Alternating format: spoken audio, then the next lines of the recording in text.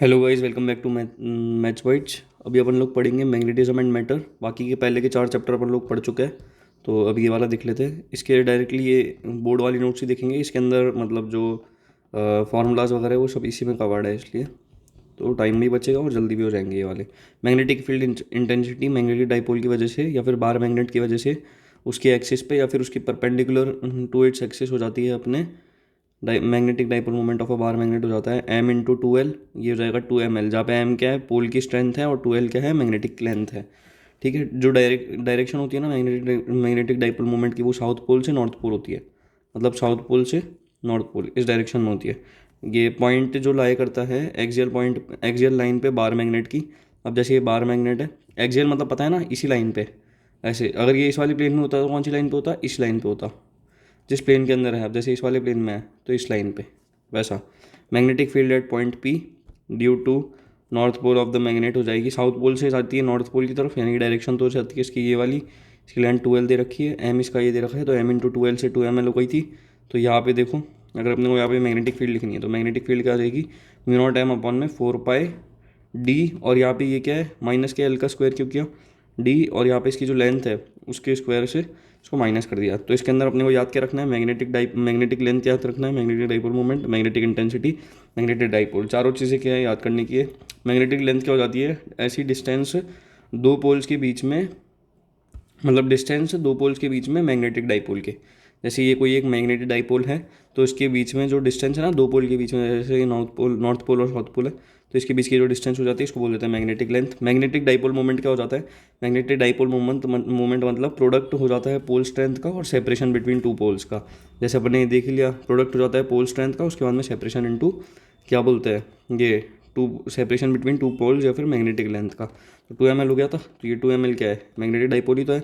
अब magnetic intensity क्या हो जाती है, ये मैग्नेटिक मूवमेंट हो जाता है per unit volume, magnetic movement per unit volume, ये हो जाता है अपना मैग्नेटिक इंटेंसिटी। ठीक है। मैग्नेटिक डाइपोल क्या हो जाएगा इसके बाद में, ऐसा सिस्टम दो इक्वल और अपोजिट मैग्नेटिक पोल्स का जो सेपरेट किया जाए छोटी डिस्टेंस से। अब अपन लोग चार्ज के अंदर देखते थे सब, तो इलेक्ट्रिक डाइपोल क्या हो जाता था, जब कोई प्लस क्यू चार्ज है, जब कोई माइनस क्यू चार्ज है, इनको अपन लोगों ने डी डिस्टेंस से सेपरेट किया है, तो इसी को अपन लोग इस सिस्टम को डाइपोल बोलते थे। तो इसके अंदर क्या हो जाता था कि ये दोनों है ना, ये पॉजिटिव चार्ज है या ये नेगेटिव चार्ज है, तो a system of two and equal opposite ये charges separated by small distance, तो वो तो हो जाता था इलेक्ट्रिक डाइपोल, और ये वाला हो जाता है magnetic dipole. South pole of a magnet को अपन कैसे लिखेंगे, μ0। अब ये देखो, इधर वाली डायरेक्शन के अंदर अगर अपन प्लस ले रहे हैं तो यहाँ पे प्लस एम आ गया, तो यहाँ पे माइनस एम आ जाएगा। मतलब अगर ये प्लस एम है चार्ज यहाँ पे, तो माइनस एम तो होगा डाइपोल, तभी तो बनेगा। तो 4πD+L का होल स्क्वायर, यहाँ पे D+L का होल स्क्वायर आ जाएगा। ठीक है। Resultant at a point P where 2L is very much less than D, जहाँ पर 2L जो है वो D से बहुत ज़्यादा छोटा है। मतलब 2L अगर इतना सा है तो D इतना बड़ा है, वैसा वाला सीन है। तो μ0 2m/4πD का क्यूब हो जाएगा, जहाँ पर M को क्या लिख लेंगे, M के मतलब क्या हो जाएगा, ये मैग्नेटिक डाइपोल हो गया, तो M × 2L हो जाएगा ये। पॉइंट अगर अपने इक्वेटोरियल प्लेन पे लाई करता है किसी बार मैग्नेट के, तो अपना फॉर्मूला क्या हो जाएगा, magnetic field at point P due to north pole of magnet, direction क्या हो जाएगा, नॉर्थ पोल से पॉइंट P की तरफ की डायरेक्शन है। तो जैसे ये साउथ पोल है, ये वाला अपना नॉर्थ पोल है। अब अपने को इक्वेटोरियल पॉइंट मतलब पता है ना, यहाँ से अगर ये कोई है तो अपने को इस जगह पे बताना है, यहाँ पे किधर की तरफ होगा वो भी पता करना है। ठीक है। तब इसके अंदर नॉर्थ पोल से क्या होगी, इधर की तरफ जो डायरेक्शन जाएगी उधर की तरफ से, तो ऐसे हो जाएगा, नॉर्थ पोल से इधर से हो जाएगा, साउथ पोल की तरफ से ऐसे अट्रैक्टिव हो जाएगा, तो ये इधर आ जाएगा। अब इन दोनों का रिजल्टेंट जो आएगा वो कहाँ पे आ जाएगा, इधर की तरफ आ रहा है, ये रिजल्टेंट है। तो ये जो बी हो जाएगा ना, वो कितना हो जाएगा, μ0M/4πD² + L²। एम क्यों लिखा अपन ने, क्योंकि अपन ने नॉर्थ पोल की वजह से ली है। ठीक है। D² + L² हो गया, D² + L² मतलब समझ गए ना, हाइपोटेनियस का जो वो होता है उस हिसाब से देख लिया। इसलिए south pole of a magnet direction क्या है, P से S है, P से है अपना S। ठीक है। ये रही P से S। तो इसके अंदर ये हो गया माइनस का μ0M/4πD²L²। आप एक साइन कन्वेंशन यूज़ करते हो, तो ऊपर का पॉजिटिव ले लो या इसको नीचे को नेगेटिव ले लो। वैसे तो ये बेसिकली यही लेते हैं जो मैंने अभी आपको बताया ना, वो यूज़ करते हैं ज़्यादा। Resultant at a point P where 2L बहुत ज़्यादा छोटा है D से, तो ये हो जाएगा μ0M/4πD का क्यूब। टॉर्क क्या हो जाएगा मैग्नेटिक डाइपोल का, अगर वो एक मैग्नेटिक फील्ड में प्रेजेंट है, तो जैसे ये देखो, ये क्या है, एक मैग्नेटिक फील्ड है, इसके अंदर क्या है, ये प्रेजेंट है एक मैग्नेटिक डाइपोल। डाइपोल मतलब समझ गए ना, मैग्नेटिक डाइपोल, यहाँ पे नॉर्थ पोल हो गया, यहाँ पे साउथ पोल हो गया, डायरेक्शन हो जाती है साउथ से नॉर्थ। तो इसके अंदर टॉर्क क्या हो जाएगा इसका, ये यहाँ पे इसका सेंटर ऑफ मास है, तो इसमें क्या हो जाएगा, जब एक बार मैग्नेट दो 2L लेंथ का जिसकी पोल स्ट्रेंथ क्या हो, M हो, ठीक है, उसको अपन यूनिफॉर्म मैग्नेटिक फील्ड में किसी थीटा एंगल के ऊपर फोर्स MB लग जाएगी उसके ऊपर, यहाँ पे फोर्स MB लग गई, यहाँ पे साउथ पोल पे भी फोर्स MB लग गई, south pole along the direction opposite to magnetic field result as a couple when torque to couple is, torque कितना हो जाएगा, टॉर्क क्या हो जाता है, फोर्स इंटू परपेंडिकुलर डिस्टेंस हो जाता है, तो फोर्स तो ये हो गई अपनी MB, अब परपेंडिकुलर डिस्टेंस क्या हो जाएगी, या तो फिर ये फोर्स इधर की तरफ लगी ना, तो परपेंडिकुलर डिस्टेंस हो जाएगी 2L साइन थीटा, ये 2L है अगर, तो यहाँ पे ये वाला कंपोनेंट कितना हो जाएगा 2L साइन थीटा, ये वाला 2L कॉस थीटा हो जाएगा, तो 2L साइन थीटा तो MB साइन थीटा आ गया, और ये आ गया वेक्टर फॉर्म के अंदर। अगर अपने को लिखना है तो टॉर्क को क्या लिख सकते हैं अपन लोग, M क्रॉस B, और आपको पहले कैसे लिखना सिखाया, अगर क्रॉस आ जाता है तो MB साइन थीटा, और थीटा के अकॉर्डिंग क्या अपन मिनिमम और मैक्सिमम दोनों चीज़ें प्रिडिक्ट कर सकते हैं। Magnetic moment M of magnet will be equal to torque required to keep the magnet at right angles to a magnetic field of ये तो आपको लाइन पढ़ते ही समझ में आ जाएगी।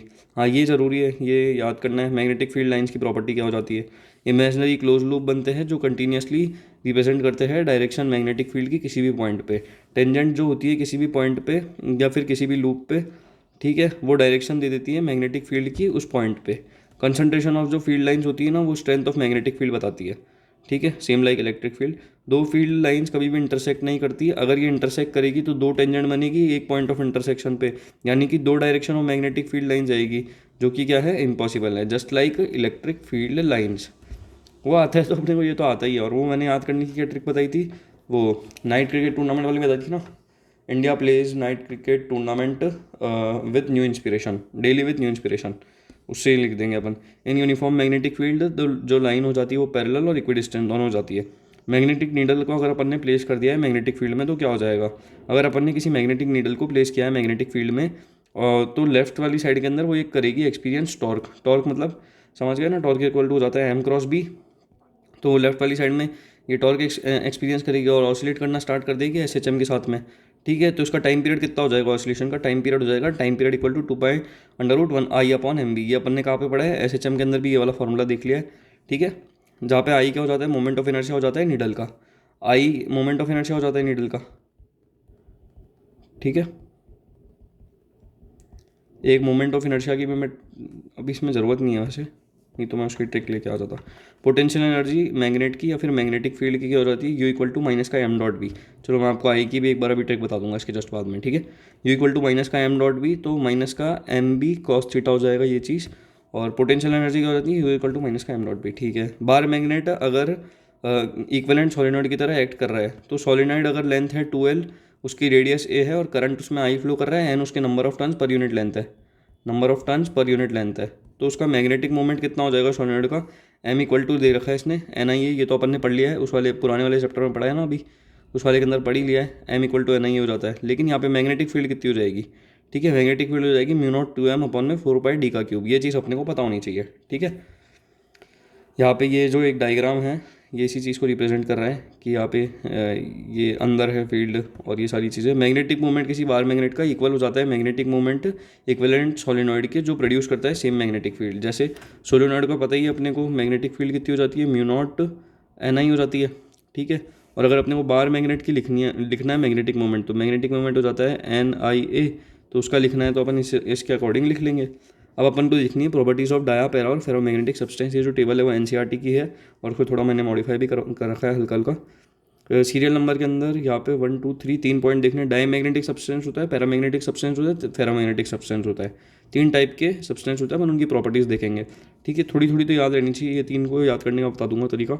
जो ये सब्सटेंस होते हैं वो एक्वायर कर लेते हैं मिनिमल मतलब फीबल मैग्नेटिज्म अपोजिट डायरेक्शन के अंदर मैग्नेटिक फील्ड के। जैसे अगर मैग्नेटिक फील्ड इधर वाली डायरेक्शन में, तो ये लोग एक्वायर कर लेते हैं इधर वाली डायरेक्शन का क्या चीज़, मैग्नेटिज्म एक्वायर कर लेता है जब उसको मैग्नेटिक फील्ड के अंदर रखा जाता है, ठीक है। इतना तो मेरे को समझ में आ गया। चलो ये अब इसका देख लेते हैं। ये जो सब्सटेंस होते हैं ये एक्वायर कर लेते हैं feeble magnetism direction of magnetic field में। अब जैसे मैग्नेटिक फील्ड का डायरेक्शन इधर है तो ये लोग फीबल मैग्नेटिज्म इधर ही एक्वायर कर लेते हैं। ये जो सब्सटेंस होते हैं ये बहुत ज़्यादा स्ट्रॉन्ग मैग्नेटिज्म वो डायरेक्शन ऑफ मैग्नेटिक फील्ड के अंदर एक्वायर कर लेते हैं। होते तो यही है लेकिन ये थोड़ा सा कम करते हैं, तो ये बहुत ज़्यादा कर देते हैं, ठीक है। ये अपोजिट हो गया, ये सेम हो गया और ये उससे भी ज़्यादा हो गया। परमिएबिलिटी क्या हो जाती है इसके अंदर, डायमैग्नेटिक सब्सटेंस में लेस देन 1 हो जाती है, इसमें ग्रेटर देन 1 हो जाती है, इसमें greater than greater than greater than greater than 1 हो जाती है। ठीक है, सस्पेक्सिबिलिटी ये ससेप्टिबिलिटी जो होती है वो छोटी होती है, नेगेटिव होती है और इंडिपेंडेंट हो जाती है टेम्परेचर के। इसमें ससेप्टिबिलिटी जो होती है वो स्मॉल होती है, यानी कि छोटी होती है, पॉजिटिव होती है और इन्वर्सली प्रोपोर्शनल होती है एब्सोल्यूट टेम्परेचर के। ससेप्टिबिलिटी का अपन लोग लिखना जानते हैं ना, ये इसका वो होता है, ये इन्वर्सली प्रोपोर्शनल हो जाती है इसके अंदर टेम्परेचर के। इसको अपन लोग क्या बोल देते हैं, curies law, state curies law, this is curies law. Okay, तो क्या हो जाता है, ससेप्टिबिलिटी इज लार्ज पॉजिटिव, इसमें देखो स्मॉल थी, इसके अंदर क्या थी, इसमें भी small, small small large positive, और फॉलो करता है ये भी क्यूरीज लॉ को, ये is inversely proportional to temperature हो जाएगा। तो at Curie temperature ferromagnetic substance change कर जाता है पैरामैग्नेटिक सब्सटेंस की तरफ। ठीक है, ये अपने को लाइन पता होनी चाहिए कि भाई क्यूरी टेम्परेचर के ऊपर क्या होता है, फेरोमैग्नेटिक पैरामैग्नेटिक की तरफ चेंज कर जाता है। की फार्मूलाज कौन से याद होने चाहिए, एक तो ये वाला फार्मूला याद होना चाहिए, ये वाला फार्मूला याद होना चाहिए, दोनों एक शॉर्ट डाइपोल इक्वेटोरियल लाइन पे, एक्सियल लाइन पे, दोनों को पता होना चाहिए, और मैग्नेटिक डाइपोल क्या होता है ये पता होना चाहिए। अब मैं बता देता हूँ कि इस चैप्टर में अपने को याद क्या क्या करना है। एक तो ये वाली पूरी टेबल आनी चाहिए, ये की फार्मूलाज तो आपको पता ही है, याद करने ही करने हैं, इसमें लिखने की ज़रूरत ही नहीं है। ये पॉइंट पता होना चाहिए। ठीक है, ये चलो ये तो इसके अंदर ये वाला फार्मूला पता होना चाहिए कि क्या होता है, और ये वाला भी पता होना चाहिए फार्मूला, इसके साथ में लिखा हुआ थोड़ी ना है, अच्छा लिखा हुआ है ना, तो ये वाला नहीं पता होना चाहिए, रहने दो भाई, जो लिखा हुआ है वो अपन नहीं करेंगे ना। मैग्नेटिक फील्ड लाइंस ये हो जाती है, यहाँ पे टिक लगा देता हूँ, लेकिन ऑलमोस्ट सेम लाइक